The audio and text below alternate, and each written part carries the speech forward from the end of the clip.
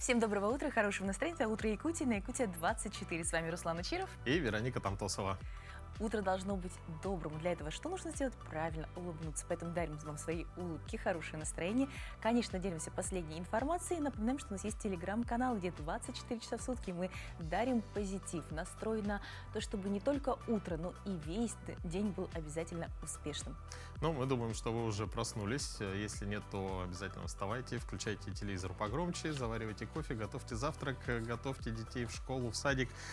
Так, серьезные дни закончились. Об этом мы сейчас вам прям расскажем. Да, и давайте узнаем, какая погода за окном. Итак, в центральных районах сегодня 33-28 градусов ниже 0, в заречной группе 37-28 со знаком минус. В южных минус 29, минус 34. В Вилюйской группе 40-33 градуса мороза. В Нижнеленских минус 38, минус 34. В западных 41-29 ниже 0. В Колыма-Индигирской группе Улусов 28-20 градусов холода. Пока еще, да, весна, к сожалению, нигде не пришла. В Янских минус 37, минус 28. На северо-западе пока морозно, минус 45, минус 34 градуса. В Якутске в 6 часов утра температура составила 31 градус ниже 0, атмосферное давление 767 миллиметров ртутного столба, ветер западный до 1 метра в секунду. Сегодня днем в Якутске облачно, без осадков, ветер северо-западный от 1 до 2 метров в секунду, температура в Якутске минус 36, минус 33 градуса. Ну, прям хорошая, комфортная достаточно температура. Да, вполне. Ну, от погоды в Якутии переходим к покорению гор в Приморском крае. Друзья, если вы думаете, что горы зимой засыпают, то вы ошибаетесь. Это лучшее время для настоящих испытаний. Представьте себе бег по заснеженным склонам, где воздух звенит от мороза, а вершина кажется недосягаемой. Именно такой вызов приняли больше 100 приморских спортсменов на 24-х январских обгонялках. Это были не просто гонки, а полноценный чемпионат края, где на кону были не только медали, но и спортивные разряды. Смотрим, как это было. Это не просто бег, а диалог с вершиной. В Приморье состоялся чемпионат края по скайранингу, самому суровому и живописному виду спорта, где бег по горным тропам сочетается с набором высоты, сравнимой с подъемом на небоскреб. Январские обгонялки – старейшая горная гонка региона. Проходит уже в 24-й раз на горе Фалаза. Вот и закончился мой спринт на сегодня. И это Фалаза. Жизнь прекрасная, когда ты добежал. И все на месте. Бегунов ждали 4 маршрута разной сложности. От 3-километрового спринта с подъемом на вершину Фалаза до протяженного траверса по Ливадийскому хребту с набором высоты около 2000 метров. Традиционно январские обгонялки собирают самых сильных скайранеров региона. Сложный извилистый подъем, крещенские морозы, ветер, сбивающий с ног, и глубокий свежий снег, который тропить приходится самим участникам. Каждый максимально экипирован. Снегоступы, кошки, многослойная одежда, химические грелки в ботинках. Но порой обмороженных носов не избежать. Заработала вот такую сосулю. На финише выдали на нос.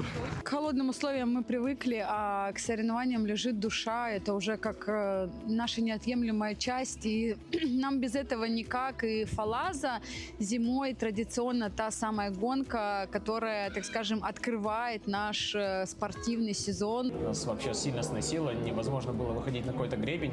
Пытались держаться южного склона. Было мало ребят, кто все время тропил. То есть у нас организовалось 3 человека, кто чередовались, остальные очень мало помогали. Скайранинг в Приморье набирает огромную популярность. Наш рельеф – идеальная природная трасса. Важна не только скорость, но и умение работать с горой, читать рельеф. Сегодня соревновались и профессионалы, и любители, для которых главное – проверить себя и дойти. Наши скайрайнеры постоянно приезжают на Россию и занимают призовые места. Я считаю, что это потому, что у нас прекрасные места. У нас вот есть та же Фалаза, которая отличный тренажер для скайранинга. Тут есть все. Можно побегать и ускорение, и сбегать длительную. Тут есть курумы, есть тропки.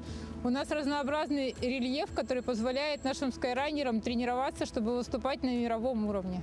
Слаженная команда организаторов обеспечивала безопасность на каждой дистанции. А на финише участников ждал теплый прием на базе отдыха и медали. Победу на самой длинной и сложной дистанции в 25 километров среди мужчин одержал Сергей Гоменюк, а среди женщин – Надежда Тищенко. Ольга Адаменко, Мария Кимченко. Панорама. Ну, а спортсмены и любители бега приняли участие в марафоне «Дорога жизни» во Всеволожске в честь 82-летней годовщины снятия блокады Ленинграда. Подробнее о соревнованиях в нашем следующем сюжете. 3, На старт забега вышли любители физической активности разного возраста и уровня подготовки. Участнику мероприятия Валерию Исакову 84 года. Он родился незадолго до начала Великой Отечественной войны и до прорыва блокады жил в Ленинграде вместе с матерью. Несмотря на преклонный возраст, мужчина активно занимается спортом. Бегаю с 80-го года. Бегал раньше полумарафон. Потом на десятку, потом убрали пятерку. Вот в этом году первый раз бежал километр. Осилил. В свою очередь, местная жительница Анна Калмыкова отметила качественную организацию. Привела младшее поколение попробовать поучаствовать. Так как не первый раз, я всегда знаю, что здесь классно, весело, я в восторге. Ребенок впечатлен, подруг пригласила, кто-то первый раз. Всегда замечательная организация, всегда все сделано на высшем уровне, только положительные эмоции. Дорога жизни – ледовая трасса через Ладожское озеро и единственная транспортная магистраль, которая связывала блокадный Ленинград со страной. С ее помощью населению доставляли продовольствие, боеприпасы, а также проводили эвакуацию.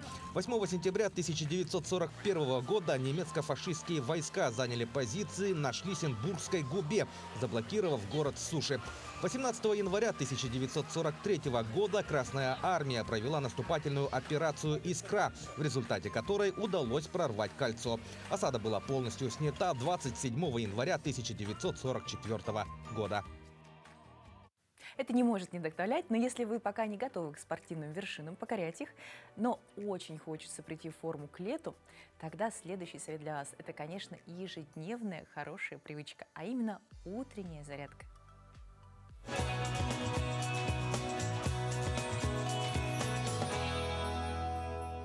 Всем доброе утро! Чтобы оставаться здоровыми, красивыми и стройными, нам обязательно нужно с утра начинать с зарядки. Итак, поехали! Первое упражнение: мы поднимаемся на носки и разводим ручки в стороны, как будто бы мы машем крыльями. Делаем это упражнение 1-2 минуты. 4, 3, 2. Следующее упражнение у нас вращение плечами. Итак, также мы поднимаемся на носочки и вращаем ручками и плечами назад. Делаем так 10 повторений. 4, 3, 2, 1 и вперед. 1, 2, 3, 4, 5. Следующее упражнение: мы поворачиваем голову из стороны в сторону. Делаем это упражнение медленно, аккуратно, чтобы не повредить наши шейные позвонки. Итак, поехали. Также делаем это упражнение 10-15 повторений. 4, 3, 2, 1. Отлично. Встряхнули ручки, встряхнули ножки. И следующее упражнение у нас захлест. Мы поднимаем пяточки, тянем их, поднимаем их к ягодицам.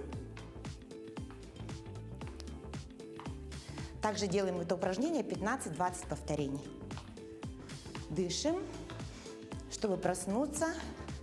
Настроение себе поднимаем, включаем себе активную, веселую музыку и продолжаем делать со мной зарядку. 4, 3, 2, 1. Следующее упражнение у нас будет подъем колен по диагонали. Также делаем это упражнение 15-20 повторений. Делаем упражнения все медленно, дышим при этом. Вдох, выдох, вдох, выдох. 4, 3, 2, 1. Отлично, ножки и ручки встряхнули. Следующее упражнение у нас будут приседания. Ножки ставим чуть шире плеч. Если вы не умеете приседать, не обязательно садиться глубоко. Мы с вами приседаем и в это время поднимаем ручки вверх. 4, 3, 2, 1. Делаем это упражнение примерно 15-20 повторений. Делаем вдох, встаем, выдох. вдох, встаем, выдох. На этом у меня все. Всем прекрасного дня и чудесного настроения. Увидимся в следующей зарядке. Ну, всем еще раз доброго утра. Надеюсь, вы взбодрились, кто только что к нам приключился. Ну что, давайте за кадром сделаем зарядку. Ну и, конечно, прямо сейчас узнаем последние новости.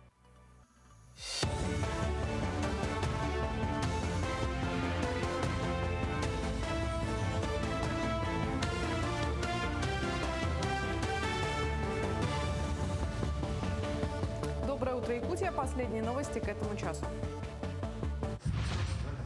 Еще одна памятная дата появится в России. Теперь 8 февраля официально установлено Днем военной полиции. Соответствующий указ подписал президент Владимир Путин. Именно 8 февраля 1812 года император Александр I подписал документ, где вводились в действие общие правила полевой воинской полиции. Напомню, что эта правоохранительная структура предназначена для защиты прав военнослужащих, обеспечения правопорядка и воинской дисциплины среди солдат. Она действует как система органов и подразделений, предотвращая преступления и нарушения в армии. Начальник управления Генпрокуратуры России Андрей Мондахонов провел личный прием жителей Намского района. В приеме принял участие и прокурор республики Сергей Дябкин, руководители органов государственной и муниципальной власти. Вопросы граждан в большинстве касались реализации прав на социальное обеспечение. Озвучена проблема, связанная с завышением в ряде магазинов цен на социально значимые продукты питания. Стал вопрос и по защите прав инвалидов. В другом случае мать, имеющая 3 детей, подняла проблему обеспечения многодетных семей земельными участками. От имени жильцов многоквартирного дома сообщили о непринятии уполномоченными органами мер по обеспечению надлежащего теплоснабжения. Уже 2-й год. По всем поступившим обращениям Андрей Мондахонов дал поручение об организации проверок и принятии мер реагирования, направленных на восстановление нарушенных прав граждан. Результаты их рассмотрения поставлены на контроль Генеральной прокуратуре Российской Федерации. С 1 февраля максимальный размер ежемесячного пособия по уходу за ребенком до 1,5 лет будет проиндексирован на 5,6% и составит 83 тысячи рублей. Эту выплату может получить любое лицо, осуществляющее уход за ребенком, включая отца, бабушку, опекуна или усыновителя. Мера рассчитывается с учетом максимального размера дневного заработка, который в этом году превысит 6800 рублей. Для безработных граждан применяется фиксированная сумма в размере чуть более 10 тысяч рублей в месяц. Для ее получения должны быть соблюдены условия нуждаемости в соответствии с методикой Соцфонда России. 29 января во всем мире отмечали День первого автомобиля. А в Якутии первая машина появилась только в 30-х годах. В Национальном архиве республики, где хранится около 1,5 миллиона документов, сохранились уникальные свидетельства этих событий. Первые машины принадлежали правительственным лицам. В архиве есть документы о покупке Форда, перечни лиц, допущенных к пользованию автомобилем в 30-е годы, акт проверки машины перед передачей воздушному флоту, а также фотографии тракторов и пожарных машин 30-х годов. Общеизвестно, что именно летом 1930 года был приобретен этот Ford А для Якутии, но при этом есть некие сведения о том, что был автомобиль и до этого.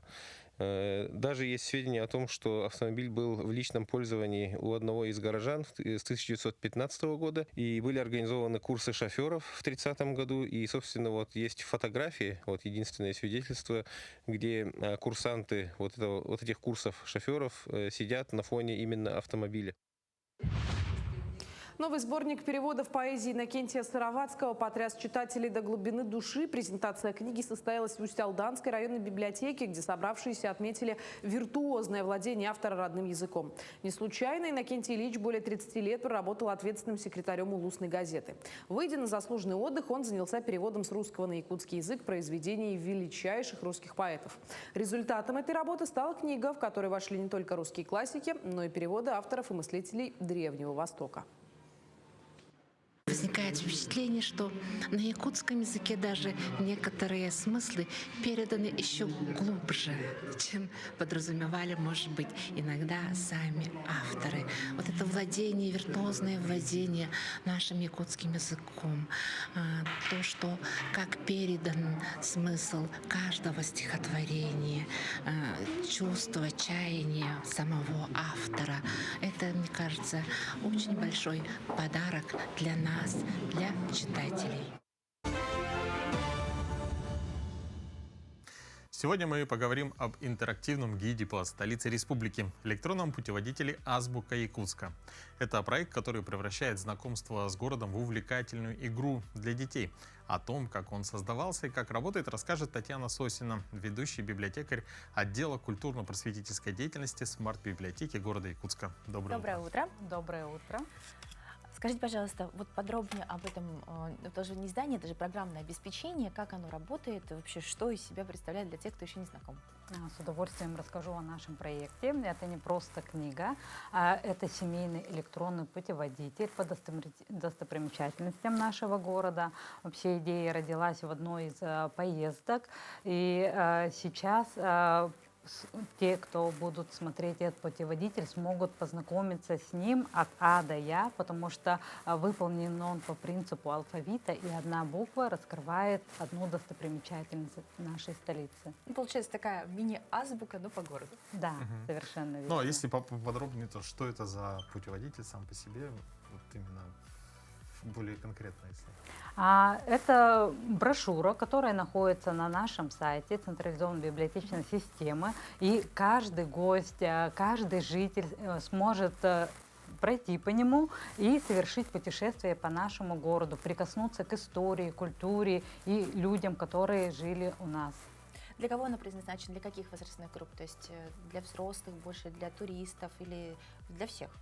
Это больше ориентировано на семейную публику. Мы представляем, как родители, гуляя с детьми, узнают город заново. Но также, я думаю, это будет интересно школьникам для того, чтобы участвовать в каких-то конференциях, да, в проектах. И, конечно же, для гостей, которые хотят узнать основные символы, основные достопримечательности города. То есть, идя в ногу со временем, библиотека не только вышла в сеть, но и поддерживает направление развития туризма. Да, да, конечно. Ну, вообще надо отметить, что всегда любой путеводитель — это достаточно такая большая, объемная работа. Да? Вот кто является автором или авторами данного путеводителя? Основным организатором и вдохновителем является смарт-библиотека, но, конечно, мы не могли бы реализовать этот проект без наших партнеров. Музей истории города Якутска провел замечательные экскурсии для ребят. Ребята узнали очень много фактов о столице, которые в дальнейшем помогли написать замечательные иллюстрации. Ребята являются воспитанниками художественной школы «Аярд», и сейчас путеводитель именно имеет особенность какую, да, что это по принципу «дети детям». То есть ребенок, который смотрит путеводитель, он может увидеть город глазами своих сверстников. Здорово. То есть, получается, можно говорить о том, что это авторский такой проект с авторскими иллюстрациями, еще и выполненными детьми. Совершенно верно. Мы очень любим наш проект, мы очень любим наш город. Он родился от большой любви к городу, потому что действительно любовь — это знание, и через знание мы прививаем любовь к родному краю. Какие-то технические моменты, получается, ну, кто помогал с техническими моментами и какие требования вообще, вот просто зайти на сайт можно с любого, то есть устройства? Да, совершенно верно. Можно зайти на сайт, перейти по кнопочке, которая там расположена, и уже начать путешествие. Любое устройство может быть использовано при этом. Если говорить об истории, да, вот изначально вот всегда все, любой проект начинается с идеи, да, вот когда появилась эта идея вообще, и, ну, когда начала реализовываться. Вообще эта идея родилась в одной поездке. Была рабочая поездка в Благовещенск, и там проходил большой конкурс именно среди жителей города, которые участвовали и предоставляли иллюстрации. И оттуда у них появился свой путеводитель. И вдохновившись, мы подумали, у нас тоже может быть, у нас тоже есть что показать. И сейчас родилась азбука Якутска. Замечательно. Вот у нас кадры идут, да, именно вот с работы над созданием, да? Да, здесь вы можете увидеть, как рождался проект. Ребята занимались с удовольствием, потому что это погружение в историю, да. Каждый видел эту достопримечательность, но не все мы знаем про что она, да, глубокую историю. А тут была проведена очень большая исследовательская работа, и сейчас каждый может к этому прикоснуться. Ну, то есть, получается, помимо того, что это рассказ о городе, это еще и такое научное изыскание. Да, да, совершенно верно. Это не просто проект пришел и нарисовал, а именно погружение в это, и я уверена, что ребята многое для себя тоже извлекли. А как вы планируете дальнейшее развитие проекта? То есть, ну, сейчас определенное количество достопримечательностей, оно будет обновляться. Будет ли, может быть, какие-то конкурсы на лучшие предложения, пополнения данного, получается, данной книги, да? Или, может быть, какие-то новые экскурсии для детей, в которых уже все желающие могут поучаствовать, предложить свои иллюстрации? Идей на самом деле очень много. Хотелось бы выпустить азбуку якутска на якутском языке, возможно, на языках малых коренных народов. Хотелось бы пополнять какие-то, возможно, маршруты строить, да, чтобы ребята могли прямо отмечать, что я вот этот маршрут сегодня прошел. Возможно, мы планируем ее вывести уже в печать, чтобы каждый мог ее взять в руки. Да. Кому-то, например, электронный формат может не заходить, и многие, например, любят бумажный вариант. Так что надеемся, что в будущем, ближайшем, мы все-таки пустим в печать. Спасибо большое, очень интересный рассказ. Мне кажется, у всех заразились желанием, как только потеплеет, совершить такое интересное путешествие. Вам большое спасибо. Приглашаем всех в приятное путешествие с азбукой якутска. Спасибо большое. Ну, всем еще раз мы желаем доброго утра. Вы знали, что сегодня день удивительных совпадений и судьбоносных решений? Пока вы собирались у телеэкранов, мы подготовили для вас настоящий исторический детектив, что связывает изобретение, изменившее быт, рождение кумира миллионов и, возможно, ваше собственное прошлое. Ответ сегодняшней дате. Не переключайтесь, далее наша постоянная рубрика. На календаре 30 января, День Деда Мороза и Снегурочки. По народному календарю Антон Перезимник, Антонина – половина. В этот день принято было печь толокняные яблоки, которые символизировали солнце. Для этого толокно смешивали с пшеничной мукой, добавляли сливочное масло, яйца и соль. Все это смешивалось с молоком и, замесив тесто, лепили из него небольшие булочки. Также на Антона Перезимника следовало отваживать порчу. Для этого поперек тропинки, ведущей во двор, проводили черту острым серпом. Считалось, что таким образом можно отсечь порчу. Это день в истории. В 1790 году в Англии впервые испробована на море спасательная шлюпка. В 1924 году день рождения киностудии «Мосфильм». В 1931 году состоялась премьера фильма Чарли Чаплина «Огни города». В 1948 году открылись 5-е зимние Олимпийские игры в Санкт-Морице, Швейцария. В 1953 году учрежден Всемирный день помощи больным проказой. В этот день родились в 1661 году Шарль Роллин, французский историк и педагог. В 1736 году родился Джеймс Уатт, шотландский ученый, изобретатель паровой машины. В 1757 году Луиза Августа, принцесса Гессен-Дармштадтская. В 1972 году Глеб Котельников, советский изобретатель, создатель авиационного ранцевого парашюта. В 1882 году родился Франклин Рузвельт, 32-й президент США с 1933 по 1945 года, единственный, кто занимал этот пост более 2 сроков. В 1900 году Исаак Дунаевский, советский композитор, народный артист РСФСР. В 1923-м Леонид Гайдай, советский кинорежиссер, сценарист, признанный мастер комедий, народный артист СССР. В 1927 году Улов Пальме, шведский политик, дважды премьер-министр Швеции. В 1937 году родился Борис Спасский, советский шахматист, 10-й чемпион мира по шахматам, международный гроссмейстер. Именины сегодня отмечают Антон, Антонина, Виктор, Георгий, Иван, Павел, Савелий. К столетию автотранспорта в Якутии, который отмечается в 2026 году, мы продолжаем цикл материалов Дмитрия Аргунова, который создается совместно с городским ретро-музеем. В рамках этого цикла мне тоже довелось испытать ходовые качества легендарных прародителей джипов и первого якутского служебного автомобиля Ford A. Очередной Дмитрия Аргунова рассказывает о трагичной, по сути, модели «Волги» на примере одного из экспонатов музея. Одним из экспонатов музея является уникальный экземпляр, один из 150 выпущенных автомобилей ГАЗ-3105, которое возило в свое время Ивана Даниловича Черова, видного руководителя столицы и республики. Повторю еще раз, одна из не более чем 160 выпущенных на Горьковском автозаводе.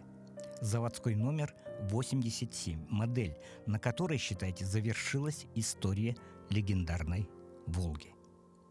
Чем же уникальна эта модель? Прежде всего, историей разработки к ее созданию не были привлечены специалисты, которые работали над 21 и 24 моделью. Новая, призванная совершить революцию в начале 90-х, машина разрабатывалась молодыми специалистами. Новый автомобиль не имел вообще ничего общего с прежними «Волгами». Независимая подвеска Макферсон по кругу, речное рулевое управление с гидроусилителем, дисковые тормоза на обеих осях, принципиально другая трансмиссия. Десятки прототипов ГАЗ-3105 наматывает километраж и проходит краш-тесты. Конструкторы доводят до ума созданный с нуля мотор V8 и диковинную полноприводную трансмиссию, сделанную по образу немецкой Quattro. В едином корпусе собраны пятиступенчатая механика, главная пара и центральный дифференциал, тяга с которой передается на переднюю ось сквозь полый вторичный вал. После мостов, ресторы и шкворни – это на самом деле очень передовые технологии тех лет. 3,4 литра, 8 цилиндров, которые давали отличную динамику. И, наконец, это единственная полноприводная «Волга». По меркам отечественного автопрома, застрявшего в 70-х, это был просто космический корабль и к тому же электрифицированный. Сиденья, зеркала, боковые стекла, даже антенна – все это обслуживалось сервоприводами. Поразительно просторный и уютный второй ряд щеголял подогревами и нишей для телефона, а несколько экземпляров 3105 даже обладали электроприводом дивана. Передняя и задняя консоли унифицированы по материалам и углу. Пусть климат отлянчий, пусть некоторые части напоминают конструктор. Надо помнить, что это было создано в начале 90-х, и многое прощается. Но в конце концов сырая «Волга» уступила валу иномарок – Мерседесам, БМВ и Ауди. Хотя во многом она не уступала им. Ну и продолжая, можно сказать, историческую тему, следующий сюжет расскажет нам про портрет друга нашей семьи, коллеги моего дедушки, писателя Семена Титовича Руфова. Мы передаем слово Наталье Федоровой, методисту Национального художественного музея.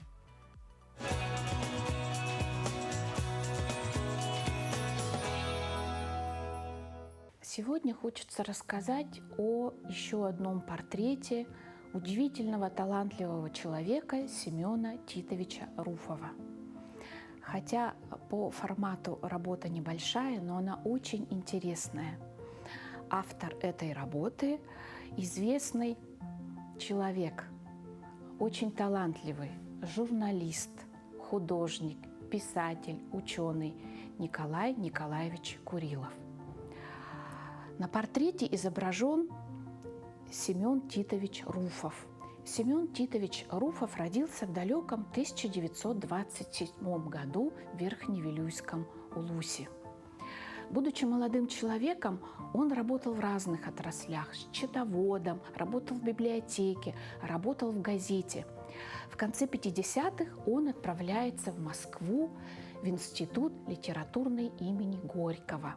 После окончания молодой специалист возвращается в родную Якутию и работает в газете. Семен Титович Руфов в первую очередь известен как поэт, прозаик, но также он очень много работал в журналистике. Что же интересного можно рассказать про этого удивительного, талантливого человека? Он является замечательным переводчиком. И переводчиком не только прозаических произведений, но и сонетов. В частности, 154 сонетов известного английского поэта Уильяма Шекспира. Хочется заметить, что переводы поэзии, в частности сонеты Уильяма Шекспира, достаточно сложная задача. Во-первых, нужно передать суть произведения, ну и потом поэтические произведения Уильяма Шекспира состоят из 14 строк, что тоже является большой сложностью. Надо сказать, что Семен Титович Руфов был замечательным человеком и до преклонного возраста обладал энергией, живостью и прекрасным был знатоком русской классической литературы. Он мог в течение нескольких часов наизусть декламировать произведения Пушкина, Лермонтова. Автор этой графической работы Николай Николаевич Курилов. Он родился в 1949 году в селе Андрюшкино. Работа выполнена в технике афорта, а по стилистике она напоминает коллаж. Коллаж вообще это французское слово. Как произведение искусства оно стало популярно в 20 веке. Коллаж это по сути аппликация, которая используют разную бумагу, это может быть цветная бумага, это могут быть обрезки разных газет и журналов. Николай Николаевич считает, что, будучи жителем Крайнего Севера, в тундре, очень просто использовать именно аппликацию. Поэтому аппликацию он как художник очень любит, хотя работал в разных жанрах. И как художник-график, афорт, линогравюра, живопись также присутствует в его творчестве. Сам Николай Николаевич тоже очень интересный человек. Он пишет, он является научным сотрудником. С 90-х годов он научный сотрудник Института народов Севера. Пишет он поэтические произведения, стихи, пишет прозу, а также научную фантастику. В его творчестве также присутствует и детская литература, а также он автор учебников. Вот такой был замечательный человек, многосторонний, талантливый. 50 лет рука об руку и душа в душу. В ЗАГСе города Покровска Хангаласского улуса чествовали две золотые семьи. Адамовы и Галибаровы. Одни из немногих, кто сумели пронести любовь и уважение друг к другу через полвека. Примечательно, что обе семьи педагогические. Адамовы учителя математики и физкультуры, Галибаровы – детские спортивные тренеры. Формулу крепкого союза узнавала Виолетта Засимова. Ольга и Валерий Адамовы познакомились в селе Кардем. Она молодая учительница, приехавшая работать из Покровска. Валерий – местный парень, только что вернувшийся из армии. Свадьбу сыграли в ноябре 75-го. По тем временам гуляли широко. Было 200 гостей. Если сейчас молодожены берут отгулы, чтобы отметить торжество, то в те комсомольские годы свадьбу играли сразу после рабочего дня. После уроков пришлось не так подготовиться раньше, да, и пойти после школы, после работы на свою единственную, да, такую вот торжественную свадьбу. А потом после уже я представляла, оказывается, мне надо было заранее там все подготовиться, все вот привести себя в порядок, скажем, там маникюр, да и так далее и тому подобное. Но в то время, видимо, сильно молодая была, быстренько раз, там еще гости приехали, поэтому это в торопях, так, быстро-быстро. На двоих у Адамовых почти 100 лет педагогического стажа, большую часть которого они посвятили Покровской средней школе номер 2. Сейчас Ольга на пенсии помогает воспитывать внуков, а их у пары уже больше 10. Валерий продолжает работать, ведет секцию стрельбы из лука. Бывает, Ольга уезжает на неделю в Якутск к внукам, но мужа без присмотра не оставляет. Всегда заранее готовит ему рацион на неделю вперед. Я самое длинное, где-то с понедельника до пятницы, но в пятницу обязательно стараюсь приехать. Все равно надо же хоть что-то проследить, про питание и тому подобное. Обязательно, чтобы это питался Валерий Петрович хорошо, следить. Гумар и Мирзия Галибаровы – татары, но с разной географией судьбы. Гумар родился и вырос в Нюрбинском улусе, а Мирзия родом из Тульской области. В Якутию приехала после учебы работать учителем физкультуры в селе Катылджура. Гумар к тому времени уже жил в Покровске, где и произошла их судьбоносная встреча. А вот приезжал с ребятишками, всегда привозил на соревнования, сама ездила на соревнования. Ну, не знаю, наверное. А первый раз мы увидели Уно. Пришли мы с тренером, у нас был Таран такой, заслуженный тренер, я по теннису. Мы что-то за Фрайно пришли, И вот она приехала, мы увидели, с ней встретились. Вы свою сразу татарочку узнали, да? Нет, тренер сказал, это татарочка. Ну, наверное, глаз положил, поэтому приехал за мной и забрал сюда Покровск. Поехал я за детей отбирать, а отобрал жену. Поженились Галибаровы тоже в Покровске и всю жизнь до самой пенсии тренировали подрастающее поколение, готовили легкоатлетов. Сейчас Гумар уделяет время главному хобби – рисованию, а еще увлекся садоводством. Вот это место, вот это и это одна и та же природа. Только это осенью, а это зимой. Еще была осень, это с лета, но у меня кто-то кому-то подарил я. Мирзия тоже нашла себя в творчестве. Поет в ансамбле потомков государевых ямщиков «Ямщицкий перезвон». О спортивном прошлом тоже не забывает. Каждое утро обязательно делает зарядку для тонуса. Никогда не ругались, не дрались. И дети такие же спокойные.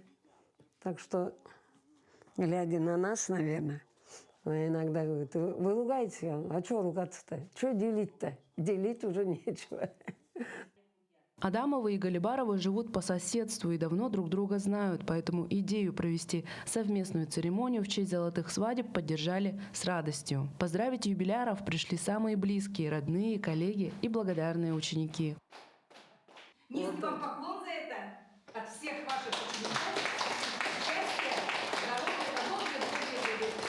Говоря педагогическим языком, можно с уверенностью сказать, Адамовы и Галибаровы сдали сложнейший экзамен под названием «Семейная жизнь» на отличном. Пожалуй, главный секрет их золотого счастья кроется в безграничном терпении, взаимном уважении и умении беречь друг друга каждый день на протяжении полувека. Специально для «Утра Якутии» Виолетта Засимова, Хангаласский улус. Сегодня мы поговорим о том, как холод и стужа оживают в музыке и превращаются в быка холода.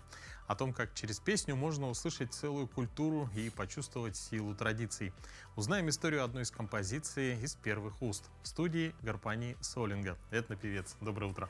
Доброе утро, здравствуйте. Доброе утро. Ну и, конечно, сразу, раз мы начали с этой композиции, хочется спросить, о чем она для тех, кто еще ее не слышал. 2 года назад я вдохновился историей нашего фольклора якутского, бык холода Тымнеуга. И по мифологии он выходит из глубин моря, Северного моря, да? А это у нас море Лаптевых. Как раз таки я из Усянского района, где находится море Лаптевых. И я настолько вдохновился этой историей. И, конечно, я знал о мифологии, да, раньше, но именно 2 года назад я очень сильно вдохновился и в голове представил образ огромного быка, который переносит нам холод, зиму, мороз. И была мечта написать такую песню. И когда я прилетел из Санкт-Петербурга, я являюсь студентом в Санкт-Петербурге, в РГПУ имени Герцена, Институт народов Севера, прилетел, я увидел наш мороз, нашу зиму, вот этот туман. Многие бы сказали, как здесь можно жить, здесь же холодно. Но я, наоборот, вдохновился. И каждый раз влюбляюсь в нашу Якутию, в наш холод, в наши морозы. Потому что наш мороз – хранитель вечной мерзлоты, хранитель жизни. Если бы не было мороза, было бы глобальное потепление, и мы все бы ушли под воду. И наш мороз – он удерживающий фактор, который хранит весь земной шар. И в мифологии я, вдохновившись, написали мы музыку. Слова Елены Гудайкон Дайдулана, моя подруга, врач-невролог. Она написала слова, аранжировщик Герасим Григорьев, студия Гера Мьюзик. И записали мы еще и клип, как нынче модно, да? Мы тоже в тренде, этника тоже в тренде. И клипом с искусственным интеллектом мы сделали с помощью потрясающей девушки, талантливой. Ее зовут Алла. В социальных сетях она тоже очень популярна, и мы с ней вот в сотрудничестве сделали такой достаточно интересный клип по сценарию, когда люди хотят избавиться от быка холода, и когда они это делают, то видят обратное, да? обратное, когда вот глобальное потепление происходит.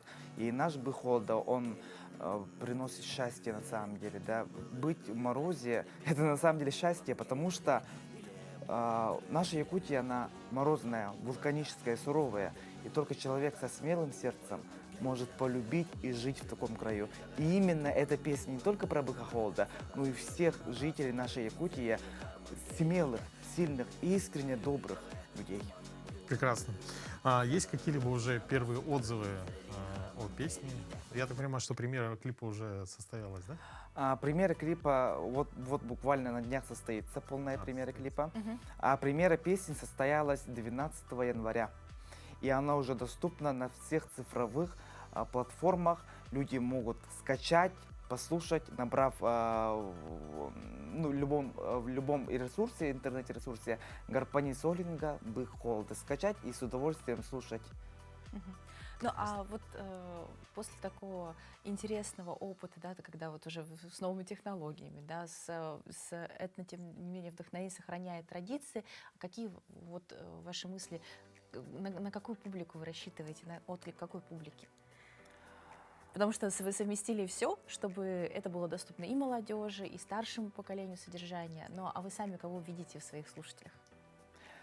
Я вижу тех людей, которым судьба народа, судьба фольклора, тысячелетних традиций неравнодушна. И возраст, как мне кажется, не важен.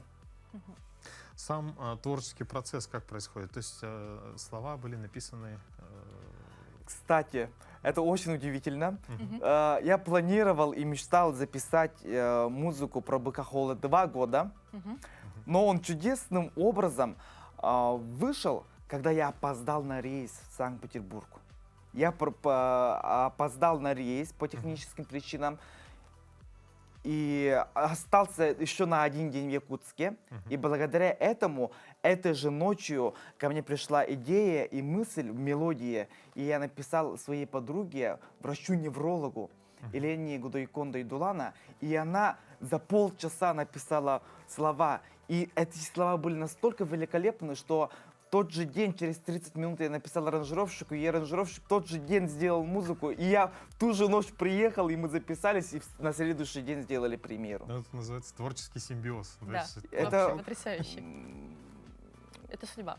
Это феерично. Да. Ну а сами вы вообще как в эту музыку пришли? То есть, ну, вы же достаточно молодой человек, этнические обычные исполнители кажутся такими взрослыми, с опытом, а тут столько вдохновения, столько энергии, столько посыла всем зрителям, всем жителям вот у такого молодого человека. Я поэт на суэвен, который думает и говорит на якутском языке, также не забывает свои эвенские корни. И моя бабушка всегда меня обнимала, рассказывала сказки на эвенском, пела колыбельные песни и говорила свое желание, чтобы ее музыка, ее традиции не исчезли. И тогда, будучи 5-летним мальчишкой, я обещал бабушке: бабушка, я прославлю нашу песню, нашу Якутию на весь мир. И неосознанно я это сказав, только где-то в 17 лет я осознал эти слова и записал свою первую песню «Хэдя». Это в 2022 году. «Хэдя» — это про традиционный круговой танец эвенского народа. И в 2027 году уже как творческому проекту Гарпанис Олинга, вдохновленный, когда мне было 5 лет, будет 5 лет. То есть юбилей будет в следующем году. И мы планируем с моей командой сделать большой сольный концерт в 2027 году в марте месяце. Прекрасно. Ну, немножко осталось. Ну, а мы предлагаем сейчас, может быть, если есть возможность, послушать фрагмент вашей песни. Можете исполнить? И для вас эксклюзивно. Кстати, в социальных сетях многие пишут о том, что да, это фонограмма, как он так может исполнять, да? И сейчас впервые я для вас исполню акапелла. Хотя бы вот немного отрывок песни, да? Хорошо. Вот. Tımnın tımnı oğuz bu kelen, tımnı tığının tüheren, tün bılırgı gösteri bit nomok boğulun kelliler, ile boğulun törötüler, kodgu baygal uğlarga, mustaq tımnı doyduttan, ulu toyumut kellega, tımnı tığının ürüdege, tuman budulgun bığınan, sakağılın alastarın, seleli хаман кериде. И там еще варган должен быть, по идее. Замечательно. Всех призываю вас тоже послушать песню, которая вышла 12 января на всех цифровых аудиоплатформах. Ну, это невозможно теперь не послушать, тем более. То есть посмотрели, вдохновились и уверены, что ее ждет большой успех, потому что это потрясающе. Ну и, конечно, ждем других творческих планов, если так прекрасно рождаются чудесные песни. Спасибо вам за то, что вы посетили наш эфир. Да, и присоединяюсь. Желаю творческих успехов. Благодарю. Спасибо. Спасибо. Ну а сейчас, дорогие друзья, мы передаем слово нашим коллегам из блока новостей. И давайте узнаем, какие новости произошли к этому часу.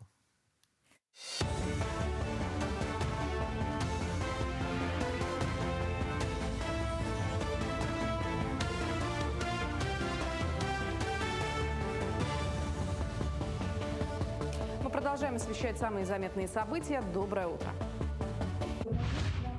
Февраль для школьников России пройдет с акцентом на патриотическом воспитании. Так, для учеников школы номер 17 в молодежном центре «Патриот» прошли уроки мужества. Первым гостем месячника стал Герой России, ветеран боевых действий Андрей Григорьев с позывным «Тута». Он поделился с учащимися своим жизненным опытом и рассказал о службе. В мероприятии приняли участие порядка 100 школьников. Встреча также стала частью подготовки к традиционным военно-патриотическим мероприятиям, включая игру «Зорница». Мы воспитываем в наших детях именно патриотический дух, именно знание своего народа, культуры. Воспитываем более осознанную молодежь, уважающую свои традиции и народ. Сегодня прошла очень интересная встреча. Сегодня мы встретили Героя России. Я Героя России встретил первый раз. Герои России дают нам пример храбрости, стойкости и мужества. В Чурапчинском Улусе прошел первый форум волонтеров и общественных объединений специальной военной операции. В этот день участники форума организовали благотворительную ярмарку и представили выставку своих работ. По итогам ярмарки поступило 250 тысяч рублей, которые выделят на помощь соотечественникам, находившимся в военных действиях. Также в форуме приняли участие бойцы, приехавшие в отпуск. Они поделились своими взглядами и выразили благодарность своим землякам. Мы, администрация Чурапчинского Улуса, с самого начала проведения специальной военной операции оказываем всестороннюю помощь нашим бойцам и их семьям. На место проведения СВО выезжали 14 раз для оказания гуманитарной помощи, и на днях планируем 15 командировку. Из 17 населегов с помощью добровольческих волонтерских движений, организаций было собрано в прошлом 2025 году. Из бюджета было выделено 35 миллионов рублей, на что было куплено 10 мотоциклов, 6 автомобилей, машин и всяко разных вещей, которые нужны будут ребятам. Более 165,5 миллионов рублей получат фермеры Ленского района в виде субсидий. Средства направят на покупку корма, животных, ремонт сельскохозяйственных объектов, развитие растениеводства, заготовку овощей, молока и не только. Распределением субсидий занимается управление сельского хозяйства районной администрации. Местную продукцию продают в магазинах и поставляют в детские сады и школы района. Также ее можно купить на ярмарках выходного дня.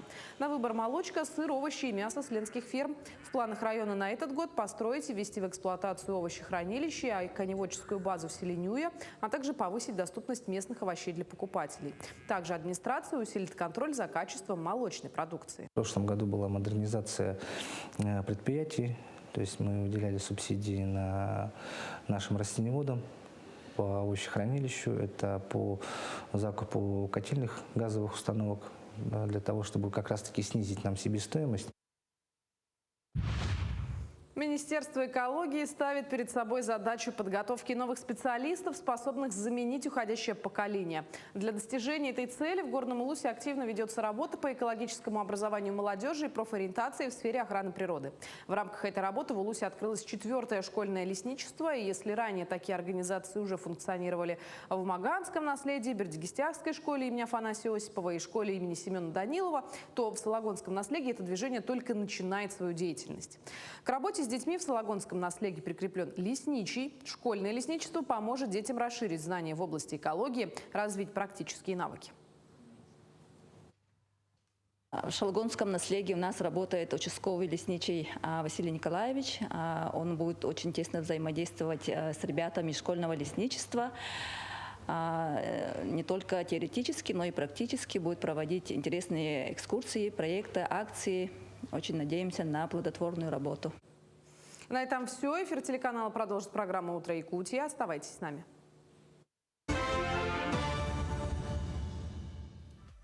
Ну, продолжаем делиться интересными новостями. Итак, кафе в столице Малайзии Куала-Лумпуре привлекает горожан и туристов блюдами русской кухни, в том числе традиционной выпечкой и десертами. Заведение стало популярным благодаря авторской интерпретации классических рецептов. Тему продолжат наши коллеги. Посетители изучают меню и обедают в зале, а кондитеры готовят одно из самых известных лакомств – домашний торт-медовик. Владелица кафе Линда Розли отметила, что через гастрономию стремится познакомить жителей Малайзии с традициями России. Я надеюсь, что через эти новые виды выпечки, новые торты из России в нашей стране, Малайзии смогут узнать больше о русской культуре. Каждая культура уникальна по-своему, как русская, так и малайская. По словам посетителей, подобные заведения позволяют узнать традиции другой страны, не выезжая за пределы своей.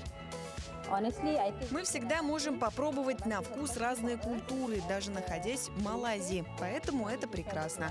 Спасибо Линде. Благодаря ей мы можем познакомиться с русской культурой и русской кухней здесь, в Малайзии. Публикации о десертах быстро разошлись в социальных сетях, после чего интерес к кафе заметно вырос, а число гостей увеличилось. Я думаю, очень хорошая новость, потому что бывает даже так, что туристы, например, бывают в зарубежных странах, все равно в какой-то день хочется попробовать родную кухню. Ну, на самом деле, такая проблема часто бывает и у родителей, которые возят куда-то детей, которые просто пока не готовы принять что-то новое, незнакомое и неизведанное. Поэтому здорово, что во всех точках мира можно найти русскую кухню, ну и вообще поделиться нашей культурой, пусть и в такой интересной интерпретации. Ну, а мы, в свою очередь, желаем вам хорошего дня, пробуйте что-то новое и, конечно, прекрасных выходных.